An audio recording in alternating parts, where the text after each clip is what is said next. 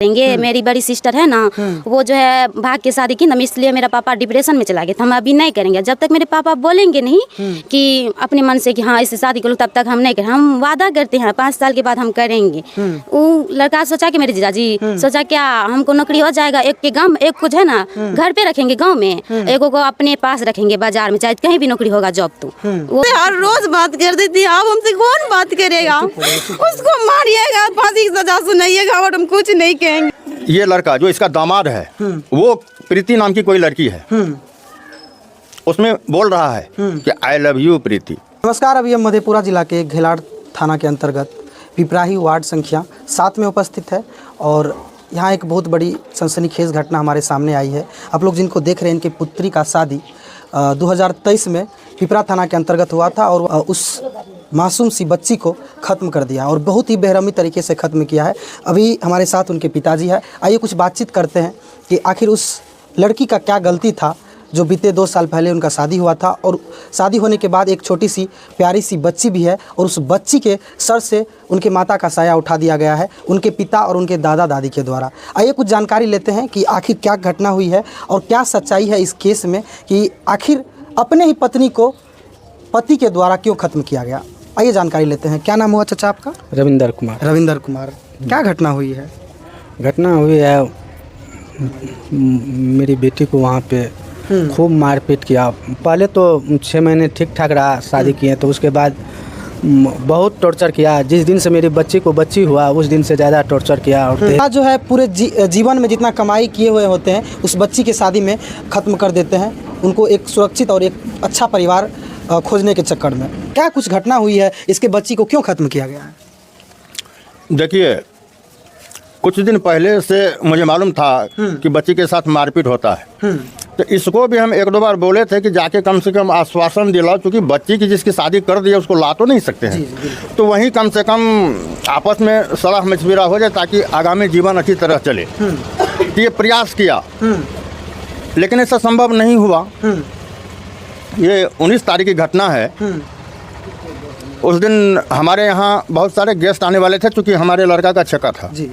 ये रविंदर कुमार जिसकी बेटी है, ये भी इनवाइट था मेरे ओर से, तो मैं सबों को खोजने आ रहा था। तो ठीक इसके दरवाजे से ज़्यादा 25-30 मीटर उधर थे, तो इधर से बच्चे लोगों का एक आवाज़, महिला का आवाज़ गई। फिर विचित्र आवाज़ कैसा है, तो हल्ला मतलब होने लगा इधर। हाँ, हल्ला होने लगा।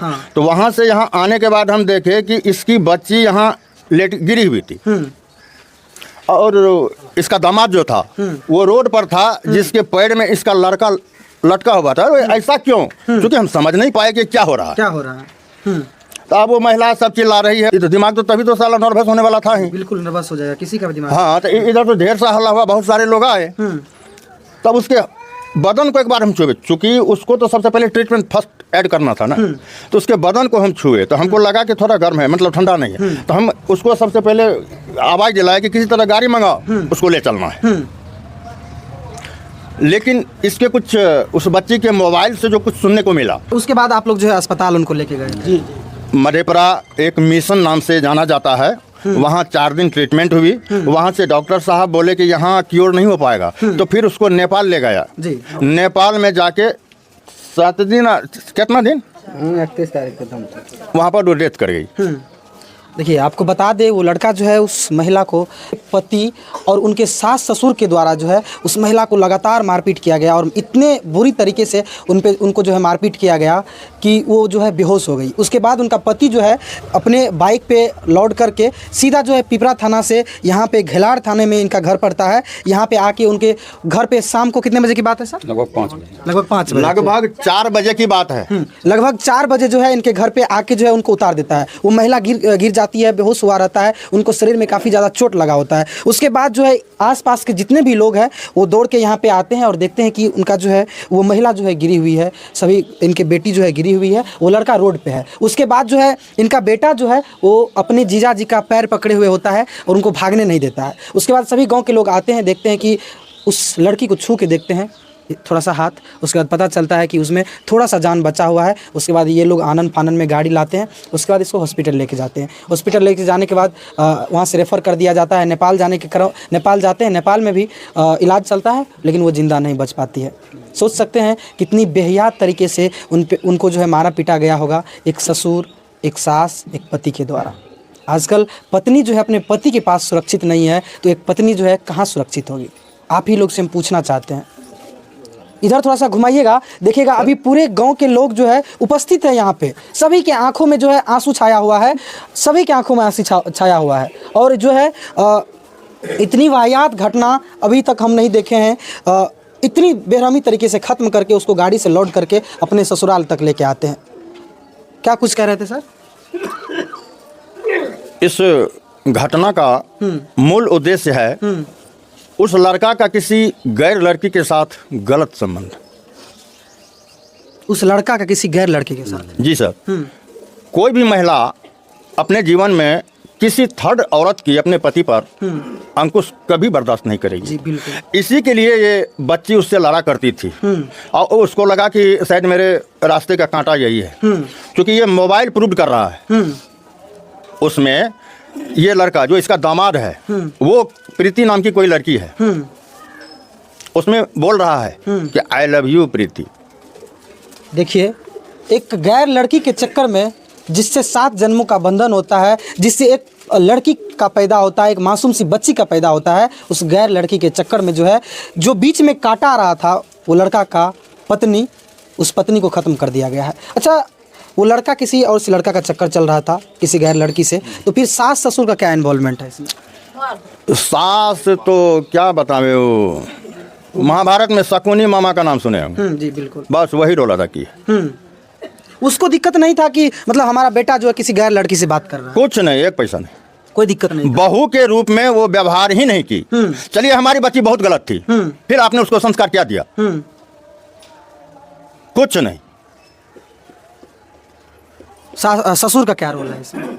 ससुर का है मतलब नहीं समझाया अपने बेटा को, अपने पत्नी को काहे नहीं समझाया ससुर? अब ये घटना की बात सिर्फ जो डिटेल्स मोबाइल में हमने सुना ऑडियो, तो इसके अनुसार ही सिर्फ बोल सकता हूँ, व्यावहारिक तो नहीं बोल सकता क्योंकि हम तो थे नहीं वहाँ, उन लोगों के आचरण में हम कुछ जानते नहीं हैं। अच्छा, मतलब वो लड़का जब अपने ससुराल आता था तो उसका नेचर कैसा था? बहुत अच्छा था। बहुत अच्छा? हाँ, पहले जब शादी हुई, एक बच्ची हुई, तो जब तक पति पत्नी में अच्छा रिश्ता नहीं था तो ऐसा संभव है नहीं। जी बिल्कुल। मेरे ख्याल से जब से वो थर्ड लड़की उसके जीवन में कदम रखी है तब से ये लड़की उसको कांटा बन गया। इस जो लड़की को खत्म किया गया है ये उनकी जुड़वा बहन है। आप लोग देख सकते हैं इस लड़की को जो देख रहे हैं, सेम टू सेम उसका शकल और पूरा शरीर का ढांचा सेम टू सेम था। देख सकते हैं कितनी मासूम सी है और वो भी कितनी मासूम होगी। आपके जीजा जी थे? हाँ, वो मेरे जीजा जी तो थे। आप बात करते थे अपनी बहन से? हाँ, उससे भी करते थे, जीजा जी से भी, और अपने सिस्टर से हर रोज बात करते थे। क्या कुछ आपको नहीं बताते थे कि हाँ, हमको मतलब बोलती थी कि उसका गैर संबंध है किसी लड़की से। वो 5 साल का मतलब जो है ना वादा किया था कि हम तुमसे शादी करेंगे, ऐसा वैसा, या तो तुम यहाँ से भाग जाओ या तो कुछ कर लो। वो ऐसा सोच रहा था उसका हस्बैंड कि या तो तुम मर जाओ या तो तुम यहाँ से भाग जाओ। उसको दिन रात टॉर्चर करते थे, कोई भी कोई बात बोल के, जिससे उसको टेंशन। मैटर फिर सुलझा दिया, वहाँ के लोग सब समझौता कर लिया, फिर वही काम किया। अच्छा, वो लड़की का पता है आप लोग के पास, मतलब कहाँ की वो लड़की वो है? मेरी सिस्टर बोल रही थी कि वो जो है न मत्स्यगंधा की तरफ उसका घर है, सहरसा में है। उसका शादी से पहले उससे नाजायज संबंध था या हाँ, शादी शादी से पहले से था। वो लड़की को बोला ना शादी करने, तो लड़की बोली कि हम अभी नहीं करेंगे, मेरी बड़ी सिस्टर है ना, वो जो है भाग के शादी की ना, इसलिए मेरा पापा डिप्रेशन में चला गया था, हम अभी नहीं करेंगे। जब तक मेरे पापा बोलेंगे नहीं कि अपने मन से कि हाँ इससे शादी करो, तब तक हम नहीं करें। हम वादा करते हैं 5 साल के बाद हम करेंगे। वो लड़का सोचा कि मेरे जीजाजी सोचा क्या हमको नौकरी हो जाएगा, एक के गाँव, एक को जो है ना घर पे रखेंगे गाँव में, एक को अपने पास रखेंगे बाजार में, चाहे कहीं भी नौकरी होगा जॉब। तो वो ये सोच रहा था। मेरे सिस्टर को ये भी बोला कि तुम कभी सोचना नहीं कि हम तुमको कभी कहीं ले जाएंगे। तो मेरी सिस्टर हम भी कहीं जाना नहीं चाहते हैं आपके साथ, हम जहाँ ना वहीं पे खुश हैं, बजाय मौत मिलना चाहिए। मेरे जैसे सिस्टर को मारा है ना, मेरे जैसे सिस्टर थी, हमसे हर रोज बात करती थी। अब हमसे कौन बात करेगा? उसको मारिएगा, फांसी की सजा सुनाइएगा और हम कुछ नहीं कहेंगे। देख सकते हैं आप लोग, हालात खराब हो रहा है। रोते हैं उसके लिए। एक सिस्टर है उनकी जो दिन रात उनके याद में रो रही है और पूरा गांव अभी रो रहा है। हम आप लोग से सवाल पूछना चाहते हैं, उस व्यक्ति को जो है कड़ी से कड़ी सजा मिलनी चाहिए, और जो वो ख्वाब देख रहा था ना कि हम नौकरी करके एक पत्नी को शहर में रखेंगे और एक पत्नी को घर पे, वो ख्वाब अब जेल में पूरा होगा। उसको नहीं ये हम छोड़िएगा, गांव के please, सामने वादा करके जाते हैं नहीं उसके कि पापा को, नहीं उसके मम्मी को, नहीं उसको छोड़िएगा आप। हम बोल रहे हैं उसको सजाई मौत दीजिए तीनों को।